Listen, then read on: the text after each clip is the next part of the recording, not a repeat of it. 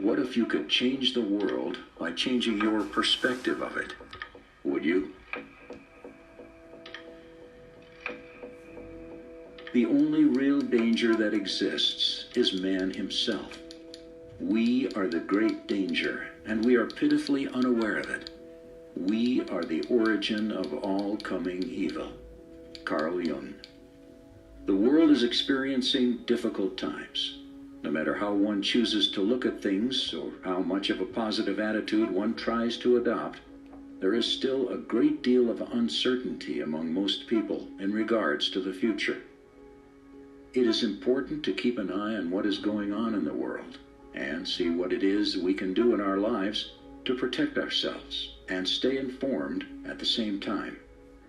The German philosopher Johann von Goethe once said, "There are none more hopelessly enslaved than those who falsely believe they are free." But few who hear the words realize that they are the ones to whom Goethe was referring, for the reality is that every person in the civilized world is enslaved from childhood.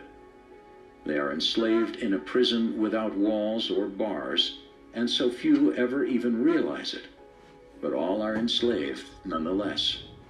And what the people of the world are enslaved to is a system of perpetual self-generating debt that is created for them wholly by design by private international banking interests. And the people are taught from an early age to just accept this debt, because this is just the way things are. But the real reality is that it is not just the way things are, but more the way things have been designed. And all one has to do is glance around them at the state of the world today to realize that though this is the way things currently are, it is most definitely not the way things should be. The most powerful and useful tool a person can ever gain in their life is knowledge.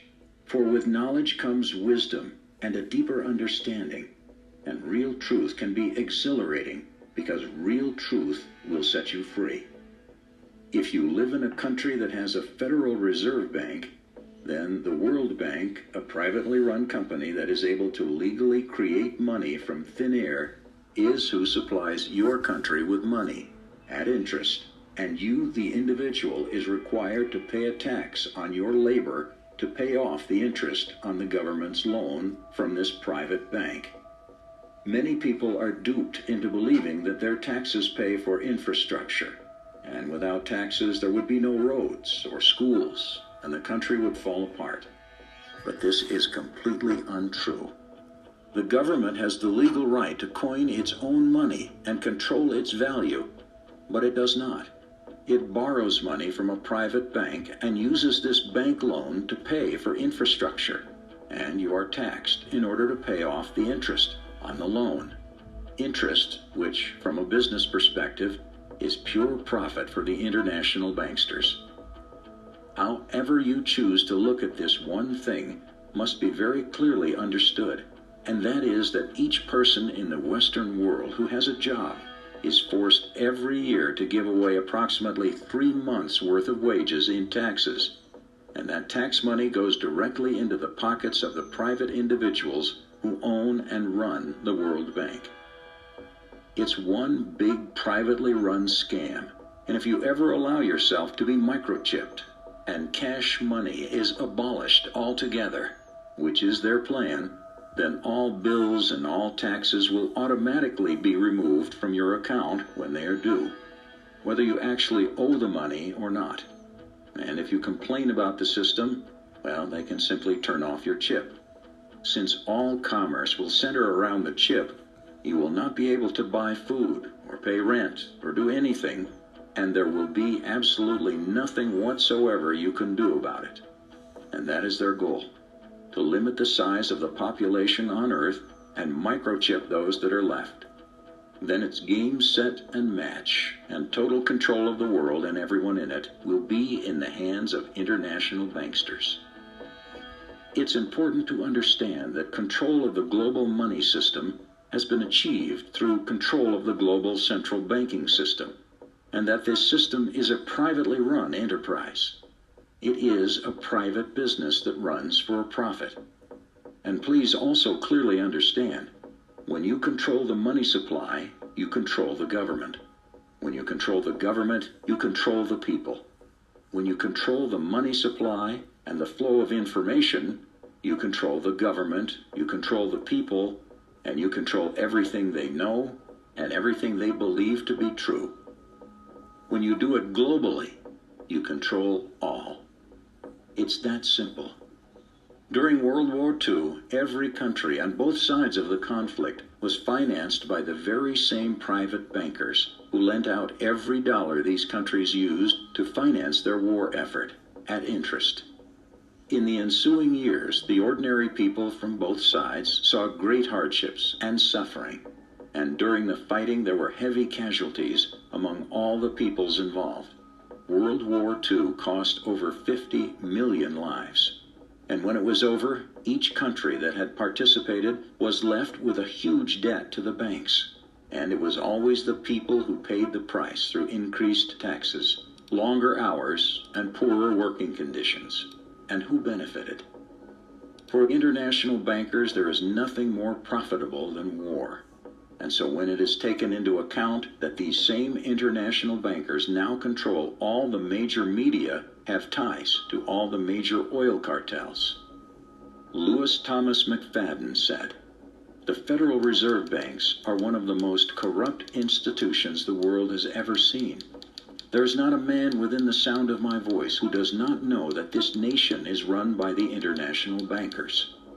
Alan Greenspan, former head of the Federal Reserve System, FRS, said, "After the gold standard was abolished in 1933 as a solid backing for our monetary system, the conspirators behind the scene made the FRS banking system as a means of unlimited expansion of credit.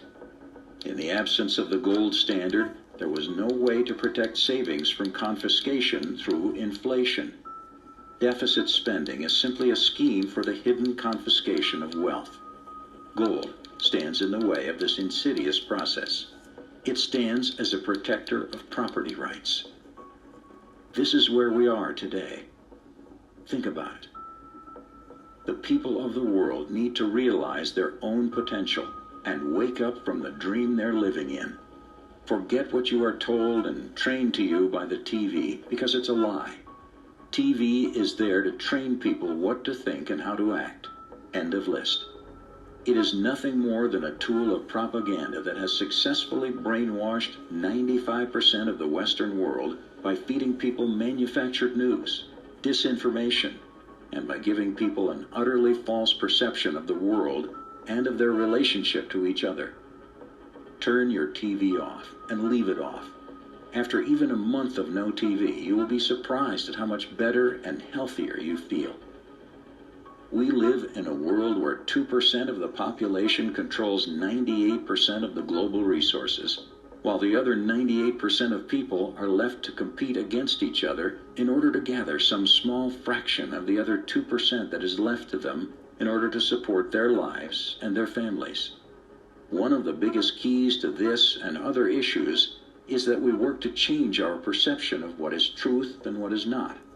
In the end, it seems there will be two paths for humanity.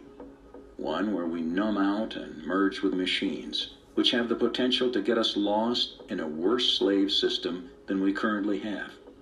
The second path seems to be a mass awakening, where we choose as individuals to cultivate love, connection, and care for the environment as part of our core purpose. The choice is yours.